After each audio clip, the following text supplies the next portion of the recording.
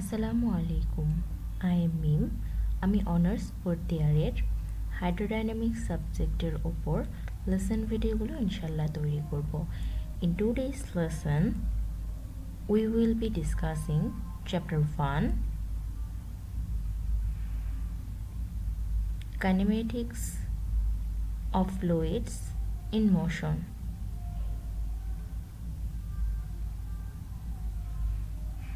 এই চ্যাপ্টারের ওপর this is the first lecture.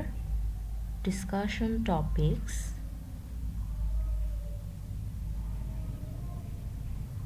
introduction. So let us discuss and ahead. So introduction. Matters exist in two states, solid and fluid. Solids can resist deformation to a certain degree, but the fluids in general can't. পদার্থে দুটি অবস্থা বিদ্যমান, একটা হচ্ছে solid কঠিন আর একটা হচ্ছে fluid প্রবাহ। সলিডস ক্যান রেজিস্ট, কঠিন পদার্থগুলো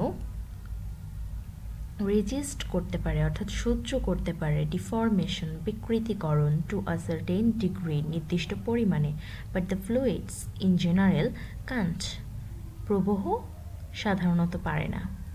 the fluid is divided into liquid state and the gas state. দুই ভাগে ভাগ করা হয়, একটা হচ্ছে লিকুইড স্টেট আর একটা হচ্ছে gas state. Hydraulics has been derived from the Greek word hydro. Hydraulics শব্দটা এসেছে গ্রিক শব্দ হিউডর থেকে, which means water, যার অর্থ হচ্ছে পানি। So the subject of fluid mechanics may be defined as the mechanics of fluid, including water. তাই fluid mechanics এই সাবজেক্টটিতে অর্থাৎ প্রবাহ বলবিদ্যার এই সাবজেক্টটিতে যে প্রবাহের যে বলবিদ্যা সম্পর্কিত বিষয়গুলো থাকবে তার মধ্যে অন্তর্ভুক্ত হচ্ছে পানি। Fluid dynamics, hydrodynamics. Fluid dynamics is the science treating the study of the fluids in motion. বিষয়টা হচ্ছে এরকম যে যদি বলি যে ফ্লুইড ডাইনামিক্স এবং হাইড্রোডাইনামিক্স দুটার মধ্যে কিন্তু একটা পার্থক্য আছে। ফ্লুইড ডাইনামিক্স হচ্ছে সেই বিজ্ঞানের সেই শাখাটা যেটার মধ্যে হচ্ছে ফ্লুইডস ইন মোশন অর্থাৎ প্রবাহের গতি বা গতিশীল প্রবাহ সম্পর্কে আলোচনা করা হয় বা স্টাডি করা হয়। The term hydrodynamics is applied to the science. এটা সায়েন্সের একটা বিষয়, যে বিষয়টা হচ্ছে কি যেখানে আলোচনা করা হয় বা বিবেচনা করা হয় মুভিং ইনকম্প্রেসিবল ফ্লুইডস, অর্থাৎ গতিশীল তো অবশ্যই ফ্লুইডসই, কিন্তু ইনকম্প্রেসিবল। তো ইনকম্প্রেসিবল ফ্লুইডস আর শুধু ফ্লুইডস এই দুটো কথার মধ্যে কিন্তু পার্থক্য আছে। ফ্লুইডস মানে যেটার মধ্যে কম্প্রেসিবলও থাকতে পারে ইনকম্প্রেসিবলও থাকতে পারে। দুটো বিষয় নিয়েই যেই শাখাটা বিজ্ঞানের যে শাখায় আলোচনা করা হয় সেটা হচ্ছে ফ্লুইড ডাইনামিক্স। আর হাইড্রোডাইনামিক্স হচ্ছে সেটা যেটার মধ্যে শুধুমাত্র ইনকম্প্রেসিবল ফ্লুইডস সম্পর্কে আলোচনা করা হয়।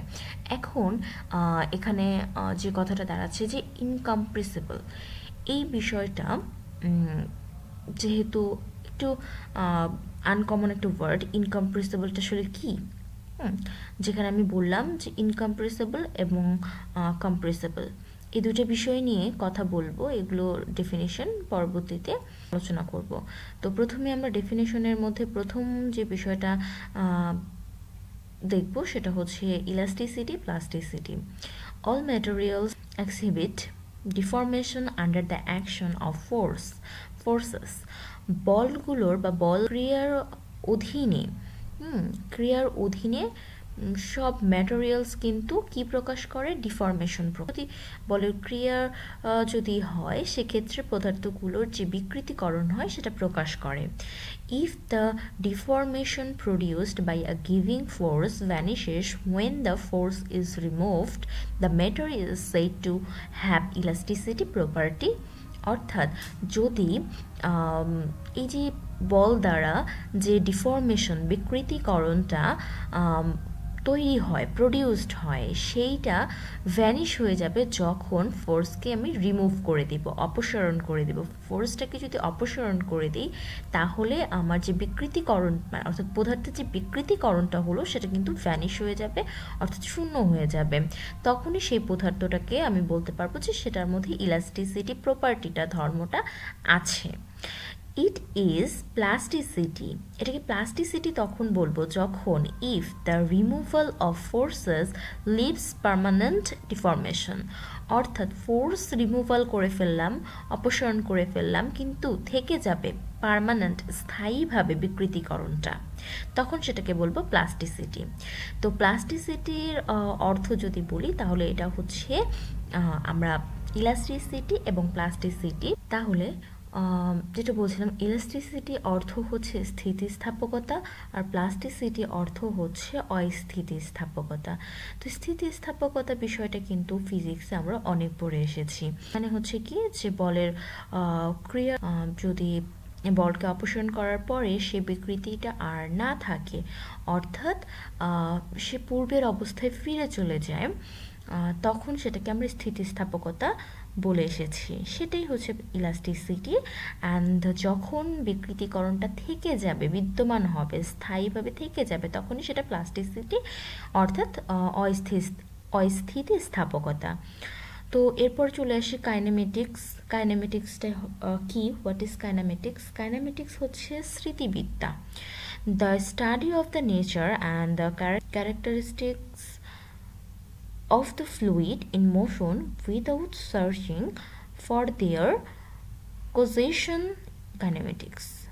অর্থাৎ যদি খুবই নর্মালভাবে বলি যে কি আসলে এটা কি আলোচনা করা হয়, এই স্মৃতিবিদ্যা হচ্ছে সেই বিদ্যা যে বিদ্যার মধ্যে গতিশীল ফ্লুইডের বৈশিষ্ট্য, প্রকৃতি আলোচনা করা হয়, কিন্তু সেখানে উইদাউট, গতিশীল ফ্লুইডটা হবে হচ্ছে without searching for their causation, অর্থাৎ সৃষ্টির কারণ অনুসন্ধান ব্যতিরেক, মানে বাদ দিয়ে আর কি, এক কথা বলতে গেলে যে ব্যতীত আর বা বাদ দিয়ে, কি বাদ দিয়ে, যে সার্চিং ফর দেয়ার কজেশন, সৃষ্টির কারণ, এটার অনুসন্ধান ব্যতীত গতিশীল ফ্লুইডের যে বৈশিষ্ট্য, প্রকৃতি, এইসব বিষয় যে মানে এইসব বিষয় যে বিদ্যাতে আলোচনা করা হয় বা শেখানো হয়, সেই বিদ্যাটা বা পড়া হয়, সেই বিদ্যাই হচ্ছে কাইনেমেটিক্স অর্থাৎ স্মৃতিবিদ্যা।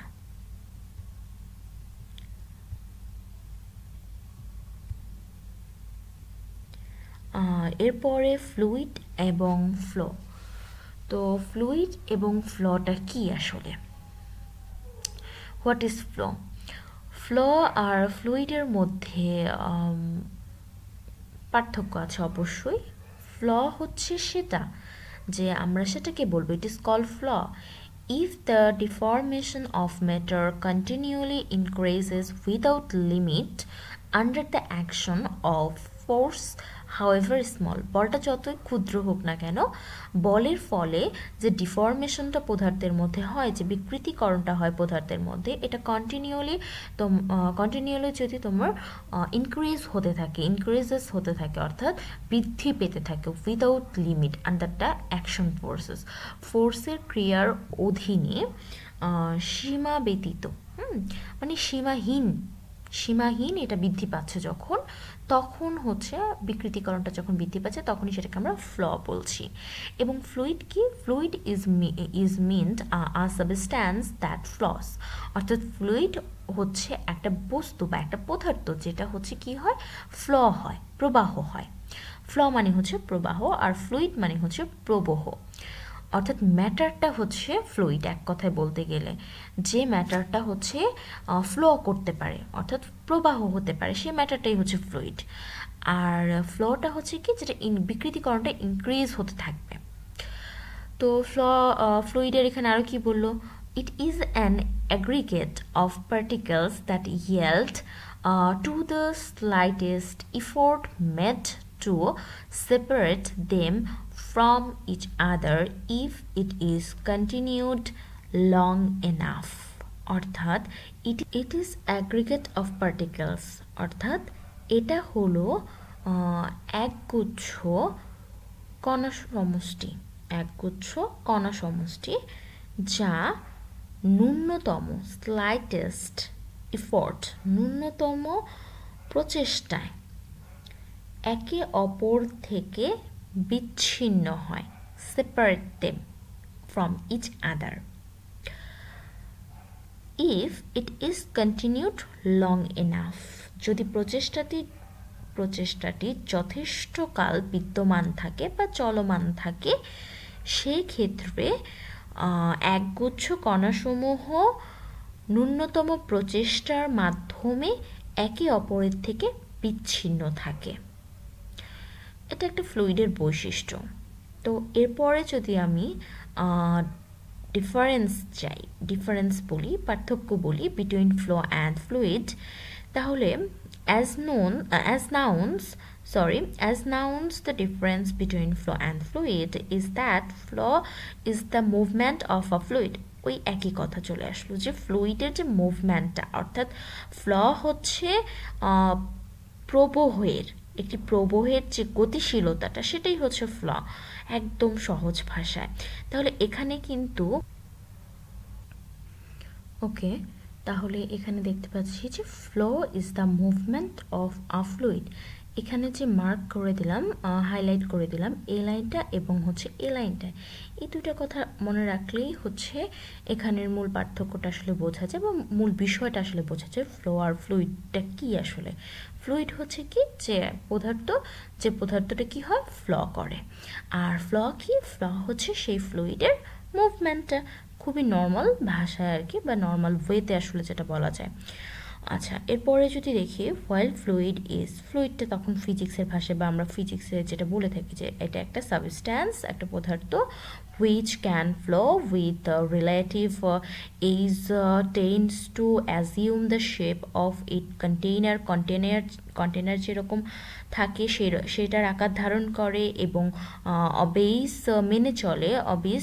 বার্নৌলিস প্রিন্সিপাল, অর্থাৎ বার্নৌলির যে প্রিন্সিপাল সেটা মেনে চলে। আর liquid, gas or plasma, fluid হিসেবে কি থাকতে পারে, লিকুইড থাকতে পারে, গ্যাস থাকতে পারে, প্লাজমা থাকতে পারে, কারণ ফ্লুইডের যে বৈশিষ্ট্যগুলো সেই বৈশিষ্ট্যগুলো এরা মেনে চলে, যার কারণে ফ্লুইড, গ্যাস, প্লাজমা এদেরকে আমরা ফ্লুইড বলতে পারি, অর্থাৎ লিকুইড, গ্যাস, প্লাজমা এদেরকে আমরা ফ্লুইড বলি। তো এর পরের টপিকসে যদি চলে যাই, এর পরের টপিকস হচ্ছে fluid means substance that flows। একটা নর্মাল একটা কথা লিখে রাখলাম যে কি, fluid means a substance that flows, অর্থাৎ ফ্লুইডটা কি, ফ্লুইড হচ্ছে একটা বস্তু যেটা হচ্ছে ফ্লো করে। তো এই ফ্লুইডের আন্ডারেই এখানে কিছু ফ্লুইড দেখবো, যেমন একটা হচ্ছে ইনকম্প্রেসিবল ফ্লুইডস আর একটা কম্প্রেসিবল ফ্লুইডস। তো ইনকম্প্রেসিবল ফ্লুইডস হচ্ছে সেই ফ্লুইডস যে ফ্লুইডসে প্রেশার চেঞ্জ হলে, মানে এটা একটা প্রবাহ, যেটাকে আমরা বাংলায় যদি বলি ইনকম্প্রেসিবল মানে হচ্ছে অসংনম্য, আর কম্প্রেসিবল মানে হচ্ছে সংনম্য। তো ইনকম্প্রেসিবল ফ্লুইডস যেটাকে আমরা আসলে কি বলে থাকি, যে ইনকম্প্রেসিবল ফ্লুইডসটা আসলে কি, ইনকম্প্রেসিবল ফ্লুইডসটা আসলে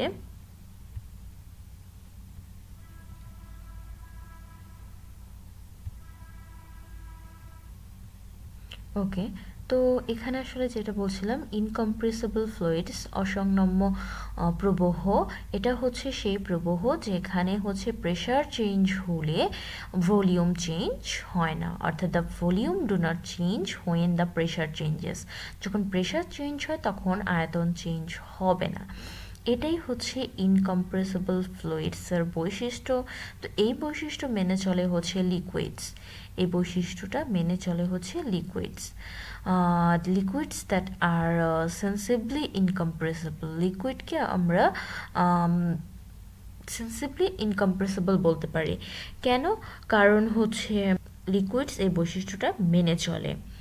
তো এই জন্য আমরা এটাকে আপাত দৃষ্টিতে অসংনম্য বলে থাকি।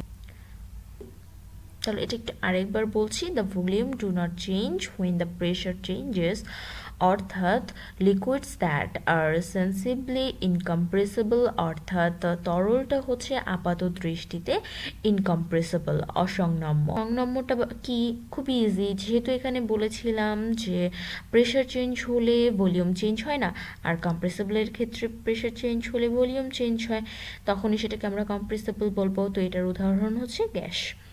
তো এরপরে চলে আসি আমি সাম প্রপার্টিস অফ দ্য ফ্লুইড। আচ্ছা, এখানে একটা কথা বলে রাখি, এই যে ইনকম্প্রেসিবল ফ্লুইডস এবং কম্প্রেসিবল ফ্লুইডস বোঝালাম, আমরা কিন্তু আমি প্রথমে একদম যখন এখানে ফ্লুইড ডাইনামিক্স এবং হাইড্রোডাইনামিক্স নিয়ে কথা বলেছিলাম, সেখানে কিন্তু আমি ইনকম্প্রেসিবল কথাটা বলেছিলাম। তো এটা একটু রিপিট, আমি ফ্লুইড ডাইনামিক্স এবং হাইড্রোডাইনামিক্স নিয়ে একটু কথা বলি। সেটা হচ্ছে যে এখন যেহেতু সবাই তোমরা বুঝে গেলে ইনকম্প্রেসিবলটা আসলে কি। ইনকম্প্রেসিবলটা আমি যদি এখানে আরেকবার বলি, যে আশা করি তোমরা বুঝে গেছো যে ইনকম্প্রেসিবলটা হচ্ছে কি।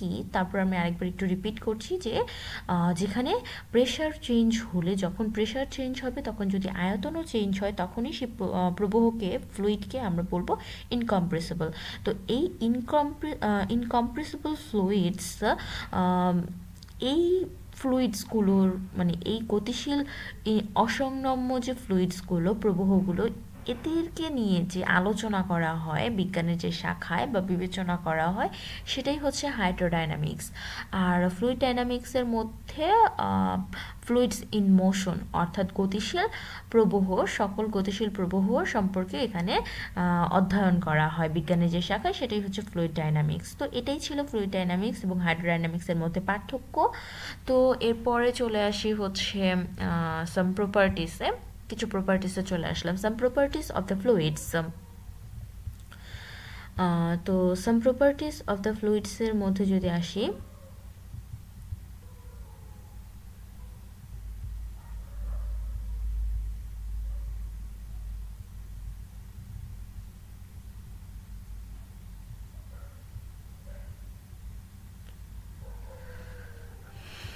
ওকে,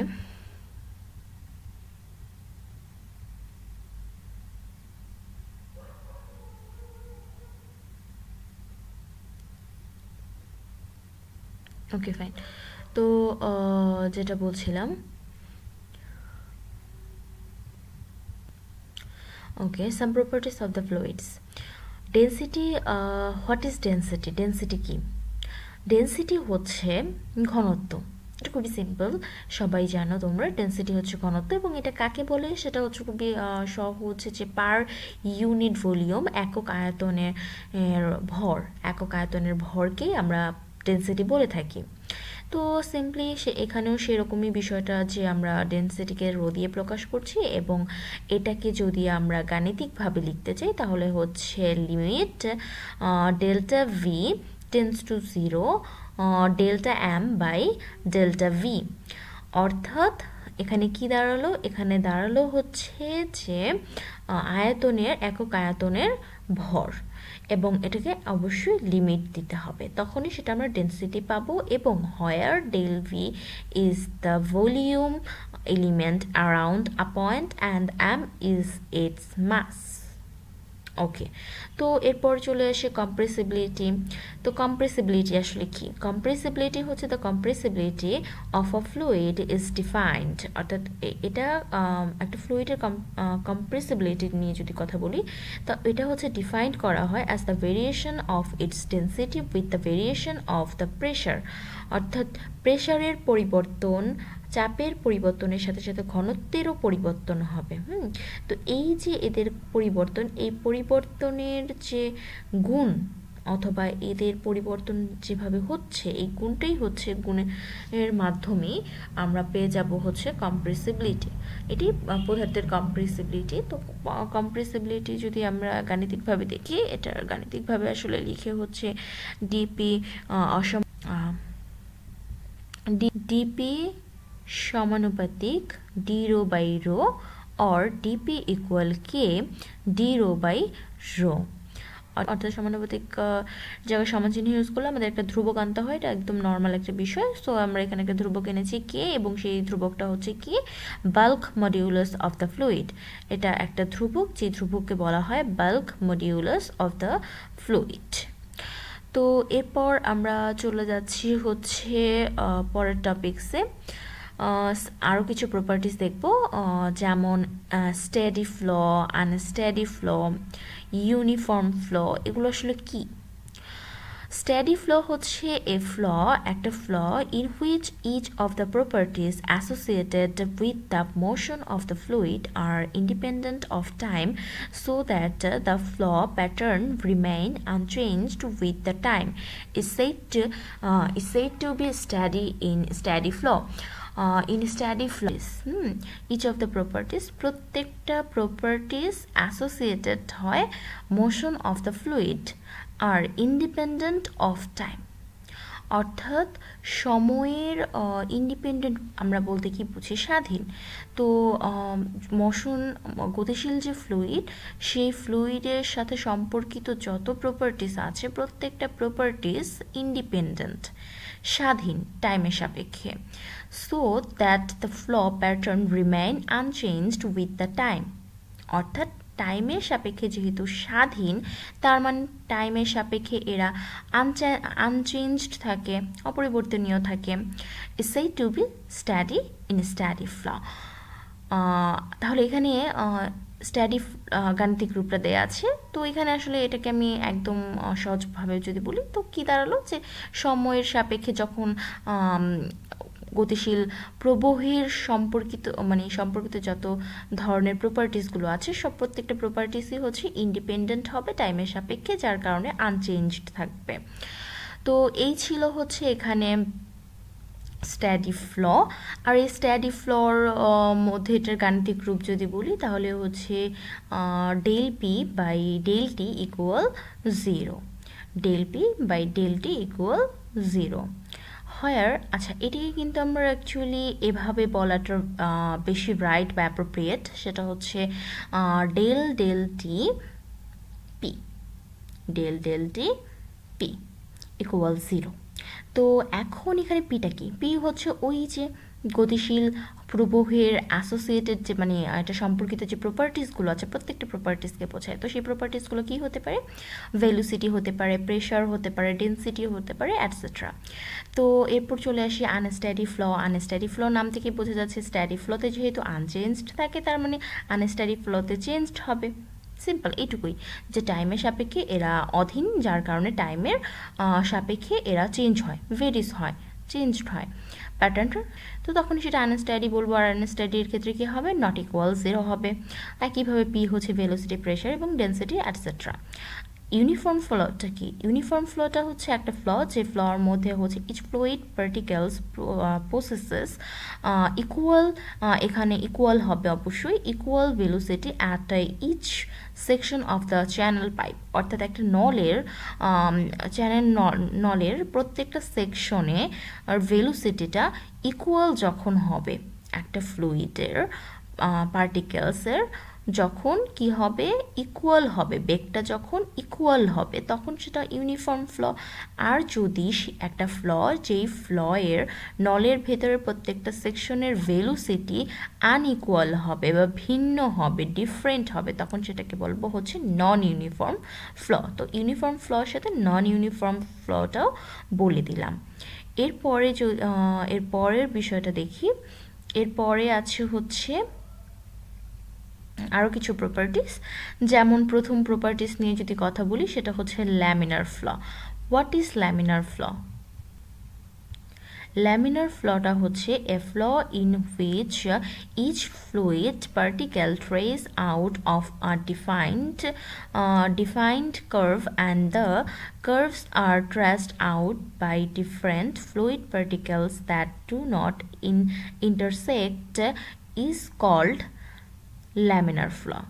তার মানে কি দাঁড়ালো যে একটা ফ্ল যার ইচ ফ্লুইড পার্টিকেলস প্রত্যেকটা পার্টিকেলস প্রবাহের প্রত্যেকটা পার্টিকেলস ট্রেস আউট করবে নির্দেশ করবে এ ডিফাইন্ড কার্ভ একটা নির্দিষ্ট কার্ভকে যখন নির্দেশ করবে এবং the curves are traced out by different fluid particles অর্থাৎ ফ্লুইড পার্টিকেলসের মানে বিভিন্ন যে কণাসমূহ সে কণাসমূহের মাধ্যমে কার্ভগুলো যে কার্ভ বক্ররেখাগুলো আছে সেগুলো নির্দেশিত হবে দ্যাট ডু নট ইন্টারসেক্ট একে অপরকে ছেদ করবে না তখনই সেটাকে ল্যামিনার ফ্লো বলবো আচ্ছা যদি আমরা চিত্রটার দিকে তাকাই তাহলে দেখতে পাবো এখানে খুবই সিম্পলভাবে দেয়া আছে চিত্রটা যে এই যে প্রত্যেকটা কণা কিন্তু একটা নির্দিষ্ট এই যে কণাটা এই নির্দিষ্ট বক্ররেখাকে বা একটা রেখাকে প্রকাশ করছে একইভাবে এটা আরেকটা কার্ভকে প্রকাশ করছে এটা আরেকটা প্রত্যেকটা কণা আলাদা আলাদা কার্ভকে প্রকাশ করছে এবং একে অপরকে ছেদ করছে না তখনই সেটাকে আমরা ল্যামিনার ফ্লো বলবো আর যখন এরকম এলোমেলো থাকবে যেমন একটা রেখা মানে একটা বক্ররেখা আরেকটা বক্ররেখাকে কি করছে ইন্টারসেক্ট করছে ছেদ করছে এবং এক্ষেত্রে যেটা হয় যে particle does not trace out a curve তো মানে প্রত্যেকটা কর্নারই আলাদা আলাদা কার্ভ থাকে না আবার হচ্ছে কি করে যে একে অপরকে ইন্টারসেক্ট করে তখন সেটাকে আমরা বলি হচ্ছে টার্বুলেন্ট ফ্লো তো এটা ছিল টার্বুলেন্ট ফ্লো আর ল্যামিনার ফ্লো খুবই সিম্পল যে এটার মধ্যে কি হয় প্রত্যেকটা কর্নার আলাদা আলাদা ডিফারেন্ট বা ভিন্ন ভিন্ন নির্দিষ্ট কার্ভ থাকে এটা নির্দিষ্ট কার্ভ থাকে না এটা একে অপরকে ছেদ করে না এটা একে অপরকে ছেদ করে এটাই হচ্ছে ল্যামিনার ফ্লো আর টার্বুলেন্ট ফ্লোর মধ্যে পার্থক্য এরপর চলে আসি হচ্ছে রেশনাল ফ্লোটা কি এ flow in which the fluid particles in motion go on rotating about their own axis is said to be rotational তাহলে একটা ফ্লকে অর্থাৎ একটা ফ্ল যার বৈশিষ্ট্য হচ্ছে কি বা যে কি করে যে প্রবাহের প্রত্যেকটা কণা মানে গতিশীল প্রবাহের প্রত্যেকটা কণা বা আমরা এইভাবে বলতে পারি কথাটা যে ফ্লুইড পার্টিকেলস ফ্লুইডের প্রত্যেকটা কণা কি হয় গতিশীল হয় অবশ্যই গতিশীল হয় কিন্তু সেটা রোটেটিং হয় অ্যাবাউট দেয়ার ওন এক্সিস অর্থাৎ একটা নির্দিষ্ট এক্সিসের সাপেক্ষে এটা যখন ঘূর্ণয়ন হতে থাকে তখন সেই ফ্লোটাকে আমরা বলি রোটেশনাল ফ্লো যেমন যদি এটার দিকে একটু খেয়াল করি এটা যদি হয় একটা অক্ষ এই অক্ষের সাপেক্ষে এখান থেকে এটাকে যদি ভাবে চিন্তা করি যে এটা এভাবে করে কি করছে ঘুরছে এই যে ঘূর্ণয়ন হচ্ছে এই প্রবাহটাকে বলা হবে রেশনাল ফ্লো তো আজকে এই পর্যন্তই আল্লাহ হাফেজ